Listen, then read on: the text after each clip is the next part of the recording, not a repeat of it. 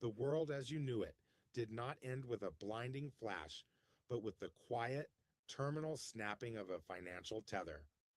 It is March 2026.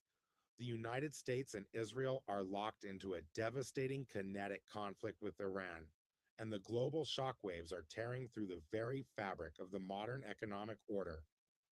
This is not just a territorial dispute in the Middle East. As historian and game theory expert, Professor Jiang Xueqin has chillingly outlined, this is the Iran war trap. It is the deliberate, calculated dismantling of the American empire and the birth of a new multipolar world order. At the center of this geopolitical earthquake is the Strait of Hormuz. Roughly 20% of the world's seaborne oil and liquefied natural gas has been effectively frozen. Brent crude has violently surged, pushing toward $120 a barrel, with worst-case projections eyeing an apocalyptic $200 if the waters are mined. But the true casualty of this war is not just energy. It is the undisputed reign of the fiat US dollar. For decades, the American financial empire rested on the bedrock of the petrodollar, an agreement where Middle Eastern nations sold their oil exclusively in US dollars in exchange for American military protection. That system is now shattering in real time.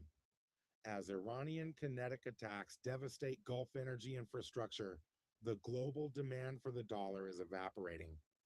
We are witnessing a monumental generational rotation of wealth. Capital is fleeing the paper illusion of Western fiat and flooding into hard assets, driving gold to a staggering $4,000 an ounce. The anti-hegemony coalition, led by the BRICS nations and a deeply aligned Eurasian axis, is actively executing the final phases of de-dollarization. Before we examine the fallout, we must acknowledge how we got here and why the fiat system was so fiercely defended. At its inception, fiat currency, money backed by government decree rather than gold, was hailed as a miracle of modern economics. It provided central banks with the ultimate shock absorber. When crises hit, governments could instantly inject liquidity into the system, preventing total systemic collapse. It lubricated the gears of hyperglobalization, allowing capital to move across oceans at the speed of light, lifting millions out of poverty by financing unprecedented industrial expansion. It offered a managed, predictable stability that allowed the West to build the most complex interconnected supply chains in human history. But power, left unchecked, inevitably becomes a poison. The US dollar morphed from a medium of global exchange into an instrument of absolute weaponized hegemony. Over the last 2 decades, Washington realized it could export its inflation to the rest of the world. It printed trillions of unbacked dollars to fund endless foreign interventions and mask deep domestic decay. The American economy transitioned into what critics now call a financial Ponzi scheme, a system entirely dependent on foreign nations buying our debt and Gulf state capital propping up our massive speculative AI and tech bubbles. We weaponized the SWIFT banking system, we sanctioned sovereign reserves, we forced the global south to choke on our debt, and now the bill has come due. The anti-hegemony nations have simply stopped playing the game. They are building parallel supply chains, trading oil in local currencies, and hoarding physical gold. The US empire of debt is facing its terminal margin call. So, what does this mean for the regular American? It means the insulating walls of American exceptionalism have fallen. You are already feeling it at the pump, with gasoline surging past 4, and in some states, $5 a gallon. This energy tax will bleed into everything. Ocean freight rates are skyrocketing as cargo ships detour thousands of miles around the conflict zone. The cost of urea and agricultural fertilizers is surging, meaning the price of the food on your grocery store shelves is about to become painfully expensive.